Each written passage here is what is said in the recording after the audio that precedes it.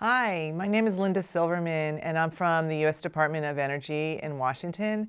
Thank you so much for asking us to provide a few minutes of introduction as to why we came up with the Energy Literacy Framework and what we're doing right now with it. So back in 2010, we were looking at some survey data on information that Americans knew about energy and found that although many Americans think they understand energy, they really don't. And they don't know the sources of energy, and they don't know how it's used. So we decided to pursue this energy education initiative. In our 2011 Department of Energy strategic plan, we were directed to create an energy literacy document, which you have translated.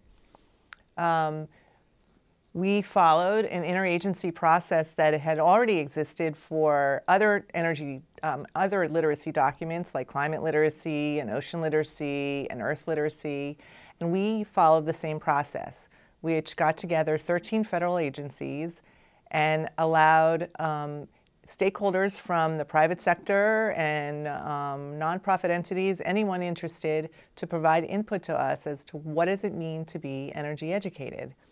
And from that, we developed the 7 principles that you have before you about on what it means to be educated in energy. And in each of those principles have different concepts that if people knew and understood, they could make better informed energy decisions going forward. And this was all very important to our climate change goals. We are hoping that this document is used for all ages, what we call K to Gray. So it's being adapted and adopted in the K-12 space, which is what we call our school space, and in the higher education and for adults in general. The applications right now, we've had a number of entities using it, from those who are creating summer camps that are focused on energy or informal education after school programs, and of course with school age curricula and also higher education curricula. We have recently announced our energy literacy video series, and that can be found on our website, and we would love for you to look at it. There will be 7 videos, 1 for each of the principles. So far, we have developed 4 energy literacy videos, and we expect the last 3 will be done in March. We also, on our website, which I hope you'll use, is an alignment tool. And that allows any educator to go and put in all of the elements that are being covered in one's course and see how it aligns with the energy literacy principles and kind of where there are gaps, you can fill them in. We've also aligned it to our next generation science standards, which are the new science standards that have been written for the United States for states to use if they're interested in. And energy is increasingly viewed as a cross-cutting topic.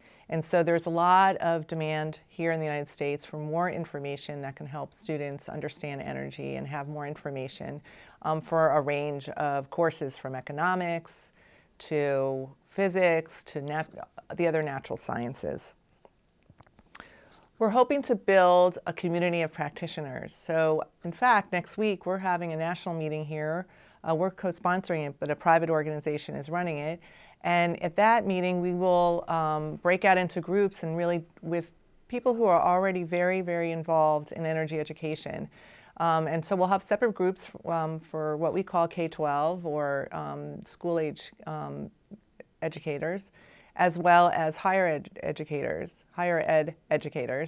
And we're hoping from this point forward to develop, like-minded groups who are interested in understanding energy education and creating a plan as we go forward to develop it further. Anyway, we're so excited that you have taken the energy literacy framework, have translated into Slovenian, and that you're having a meeting today to discuss how you're going to approach energy education going forward. We really look forward to hearing what you're learning, what you're doing, and how we can help. Thank you.